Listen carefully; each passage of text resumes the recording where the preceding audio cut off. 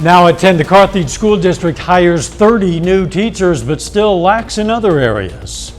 Plus, we are tracking severe thunderstorms up towards the north, and a look at your weekend forecast. Concerns at a Southwest Missouri chemical plant, why it faces hundreds of thousands of dollars in proposed fines. The 4 states' most watched news starts now. We have some potential weather in parts of the 4 states. This is KOAM News at 10. I'm Dow. Quick, let's go straight to meteorologist Sam Lane. Thank you very much, Dow. We've been watching and monitoring the severe weather up towards the north, tracking these storms. Now in eastern Anderson County, severe thunderstorm warning until 10 o'clock. Then we have a storm warning for Lynn County, western Lynn County, and that goes until 10:15. And now we're starting to watch other storms developing in eastern Greenwood County, also moving into western Woodson County. That is the start of a complex that's going to be developing as we go into the overnight hours.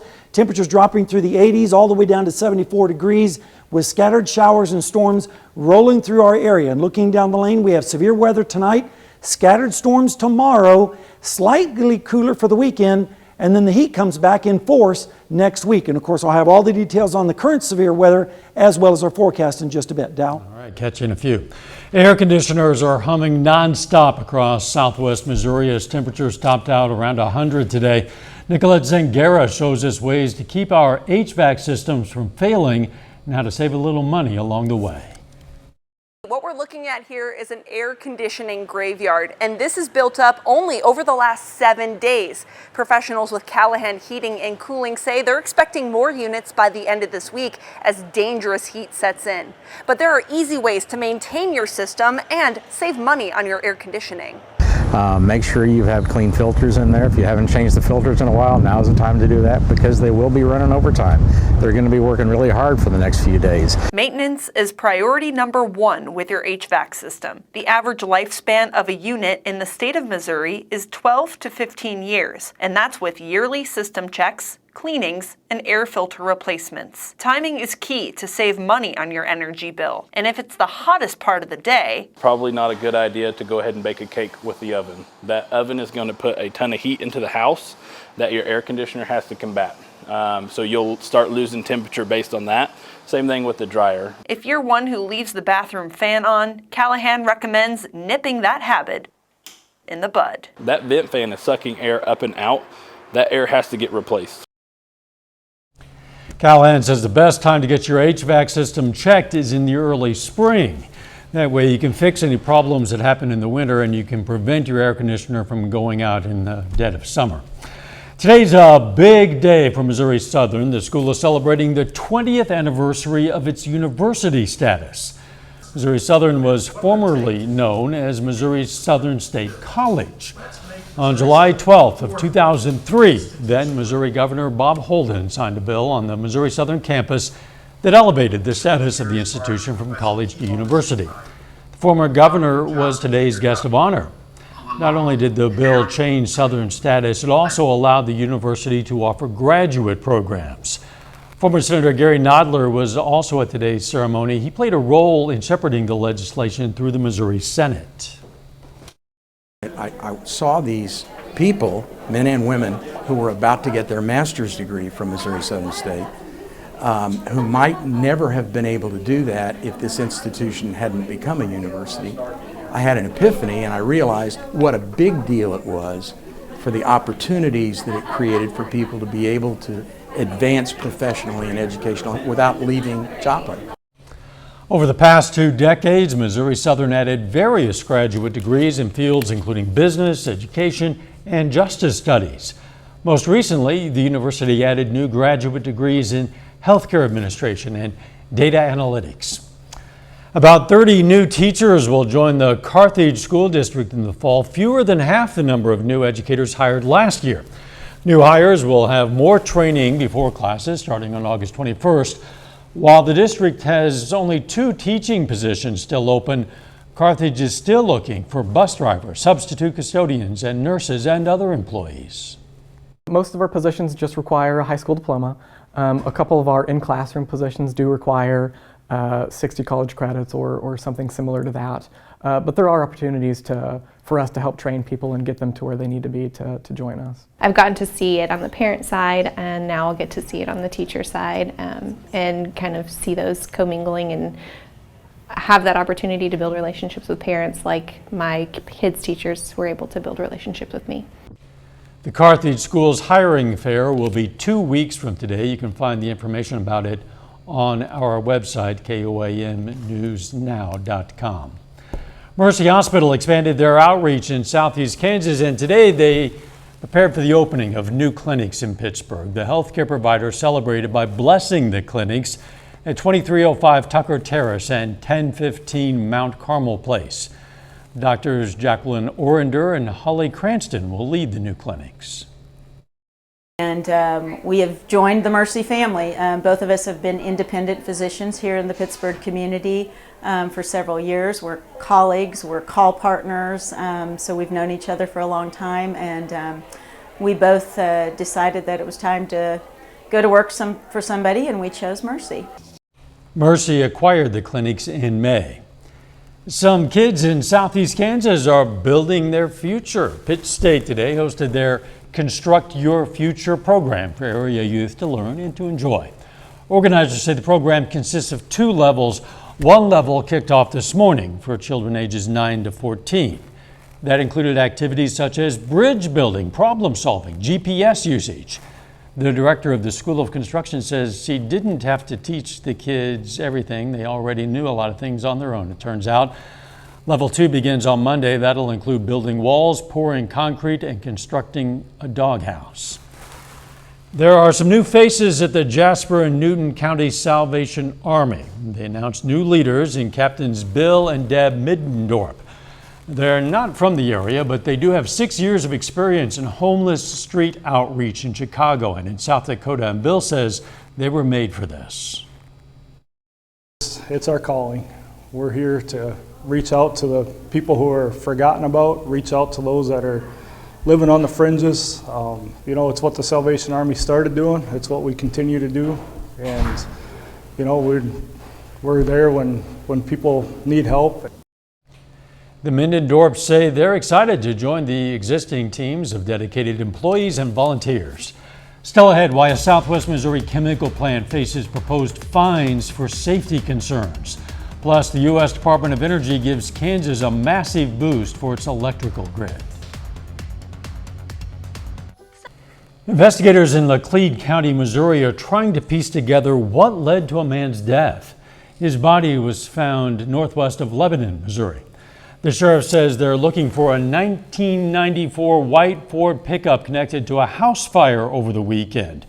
They don't know yet if the fire was set on purpose or if there are any connections to the body found, but they think it could be suspicious. The sheriff says right now they're working on a list of who's been at that house the past week. They have not released the identity of the man found dead. The Southwest Missouri chemical plant faces nearly $400,000 in proposed OSHA fines. The BCP ingredients plant of Verona is accused of failing to protect its employees from hazardous chemicals.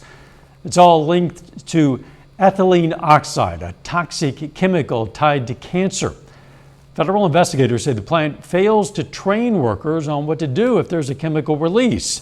A BCP spokesperson says they disagree with OSHA's description and will contest the allegations. Kansas Governor Laura Kelly today announced federal funding to support the state's electrical grid infrastructure. The U.S. Department of Energy is giving Kansas more than $13 million to modernize the grid. The funds will support projects that enhance the resilience and reliability of the power grid. They'll also promote training and retention of a skilled workforce. Officials say this investment aims to strengthen emergency preparedness and upgrade the power grid to provide clean and affordable electricity, particularly during extreme weather events. Those weather events, for example, could include hot weather, like we've been experiencing right here in the 4 states. Large parts of the U.S., in fact, are baking with more than 100 million Americans under heat alerts with triple-digit feels-like temperatures in a lot of places. The most brutal conditions are in the south and west, with Arizona experiencing record-breaking heat approaching 120 degrees. Bradley Blackburn has the latest on this extreme weather. In East Moline, Illinois, kids cooled off with a little help from firefighters. Out west in Phoenix, the thermometer has hit at least 110 degrees for 13 days in a row. This Salvation Army cooling center gives people a place to escape the heat and get vital supplies. We pass out hygiene kits, cooling towels, hats, anything that we can give people to help them face the heat. In Southern California, temperatures are forecast to reach 113 degrees in LA County starting Friday. Undeterred, these baseball fans are still enjoying the game. Hope that everybody stays, drink a lot of water and stay in the shade. High temperatures and dry conditions are also fueling wildfires. Today's a busy day for Cal Fire Riverside County Fire Department. Going to be a busy season for these firefighters. Meanwhile, swimmers flocked to this indoor pool. But across the country in Florida's Virginia Key, a dip in the water didn't do the trick. It's very hot, almost like it was a jacuzzi, to be honest. At Long Beach in New York, the sand is scalding too. It gets up to like 92 degrees sometimes outside. My legs burn. I have to throw a towel down on the floor and step on it. Up north, Vermont remains in a state of emergency after this week's historic flooding. We are still in active response mode and have multiple rescues ongoing. Officials are just beginning to assess the damage and begin the cleanup. Bradley Blackburn, CBS News. And more storms are forecast across parts of the Northeast, including some areas that have already seen 2 months worth of rain in just 2 days. A little later, the Joplin Outlaws look to stay hot in a tough matchup against the Clarinda A's. We'll have the highlights. And of course, it's going to stay hot for several days, including chances of thunderstorms. We'll have a look at the radar and your forecast when we come back.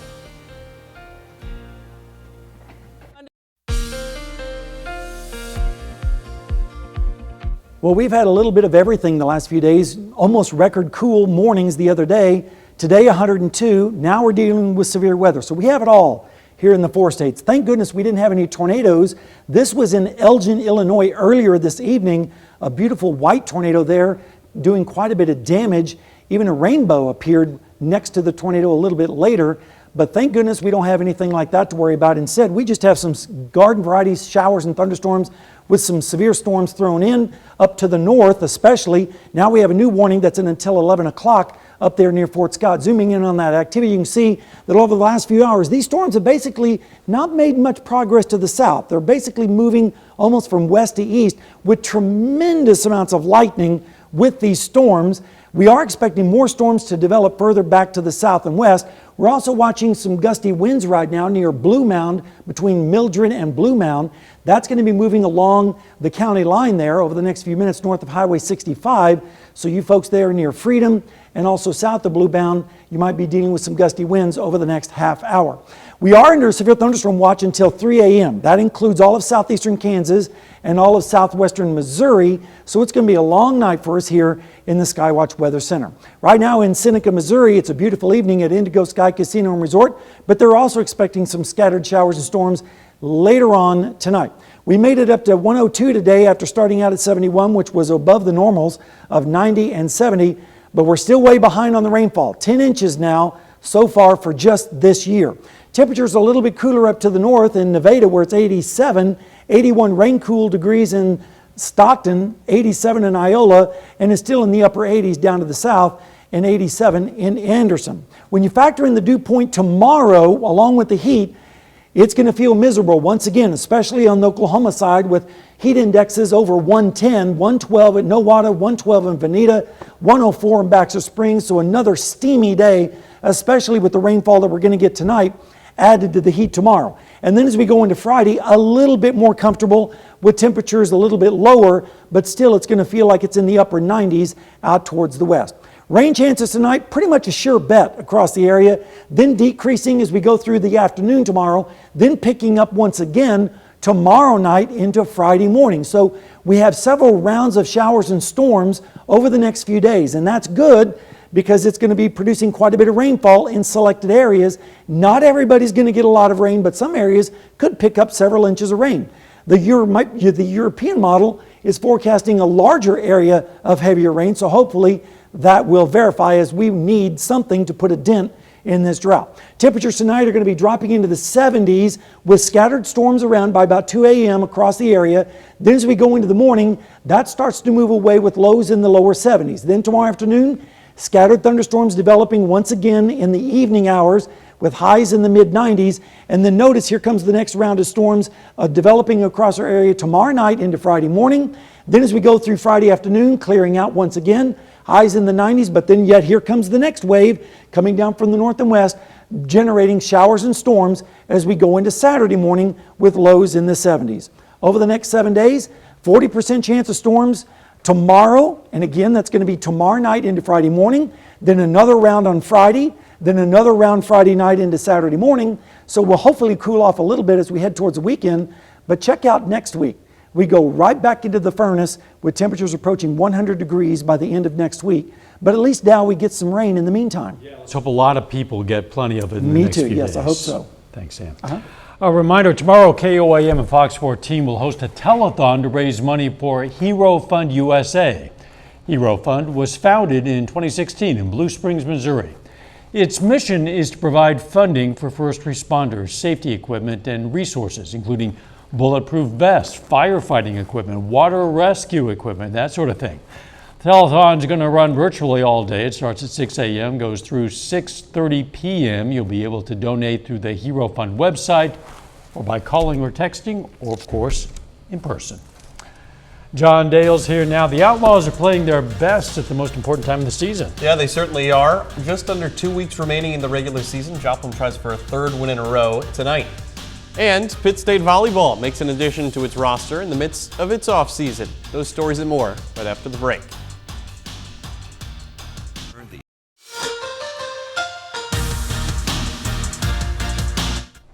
This spring, Garrett Rice made an immediate impact in his first season with Missouri Southern Baseball, batting over 300, hitting 10 home runs, and earning all-region and all-conference honors. This summer, he's with the Keene Swamp Bats in the New England Collegiate League. And his hot streak is continuing into the summer months. Rice just named the Bat of the Week for the Keene Swamp Bats out of New Hampshire, which is the second week in a row he's received that honor. And the New England Collegiate League features some of the top baseball talent in the entire country. Rice is the only MSSU player competing there this summer. Player of the Week honors, well-deserved though. In the week of July 3rd to the 9th, he posted a .500 batting average, hit a home run to go with 6 RBIs, and has helped his team win 4 of their last 5 games. When Rice wraps things up in New Hampshire, he's a rising senior at Southern in 2024. Back locally, the Outlaws focused on winning another Mink League South Division title. In a good spot to do so. Entering tonight's game, they're in first place and have a 2-game lead on the rest of the division. Outlaws trying to win that 3rd game in a row. Tough opponent. They're hosting the Clarinda A's from the north.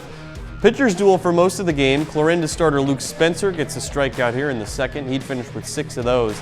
His counterpart Steen Lane does the same in the 3rd. That struck out 7 over 8 innings. Third baseman Landon Meyer also flashing the leather with that diving stop there. It helped keep this game a 0-0 game in the 4th. Still no score into the bottom of the 5th. That's when Jarrett Nelson gets into one to deep left field. Looks like it might be a home run, but an incredible leaping catch by Clarinda left fielder Gavin Long probably takes away a home run. Clarinda does break through in the next half inning though. Right after making that grab, Long sends one down the line in right field, and he starts chugging along the base path. He'll coast into 3rd with a stand-up triple with nobody out. Very next batter is Cole Wareheim for Clarinda. He flies one to center field. Pretty easy catch out there, but also an easy opportunity for the first run of the game to come in on a sac fly. Each team would push across a few runs late. The A's score 2 in the 9th. They end up winning 5-3. Elsewhere, Nevada comes up with a much-needed victory tonight. The Griffins battle back in a game they were trailing for almost the entirety of, but a 5-run top of the 8th does the trick. Right fielder Sam Kopnowski, big game for him, 3 hits and 2 RBIs. And it may not feel like it right now, but we're just a month and a half from football season starting, and Pitt State's 2023 regular season schedule is now official. Every home game on your screen will be played at 2 p.m., the exception being the season opener against Washburn, which is a 7 o'clock kickoff on Thursday night. Now in 2022, the Gorillas played an almost identical schedule and finished the regular season undefeated. Closest game was a 1-point win over Emporia State. Rematch of that one comes on October 7th, and homecoming just 3 weeks later. Pitt State volleyball, meanwhile, set to begin its season on September 1st and announces a new addition to its roster this week. 5'10" grad transfer Finley Sims will join the Gorillas in 2023. She played 2 seasons with Minnesota State Mankato, previously was at Lincoln Memorial before that, and Sims was her high school team's MVP at Lake Highlands in Dallas, Texas. But bringing things back to Garrett Rice up there in New England really is impressive because, like I said, he's the only player from Missouri Southern that's playing in that league, which has some of the best, and to be, Player of the Week twice running is really impressive. And that team mascot? Yes, the Swamp Bats. The Swamp Bats. Gotta love that. We're gonna have a weather update when we come back. All right, thanks for joining us back. We are watching severe weather up towards our north. Severe thunderstorm warning in effect until 10:45. Let's zoom in on this area just to the north and east of Moran. Watching some very gusty winds right here between Highway 59 and Kansas Highway 3. That's going to be moving towards the east, south of Blue Mound. So you folks in those areas, just be prepared for some damaging winds potentially and some large hail. Of course, we're going to keep an eye on it all night long here at the Skywatch Weather Center. Back to you, Dow. Thanks, Sam. One way you can keep an eye on it is by downloading this QR code. It'll help you stay informed. It'll take you to the KOAM News Now YouTube page, where our weather team will live stream during any severe weather events to give you updated information. And while you're there, be sure to subscribe, ring the bell for notifications. You can do that right now. Right now, a final look at sports. Yeah, big win for the Griffins tonight. Outlaws lose, though. That just means things get a lot tighter in that Mink League South, and we're only a week and a half out from the playoffs. Wow. Thanks for joining us. Don't forget the morning show starts at 5 a.m. Be careful out there, stay informed, and let's make it a great tomorrow.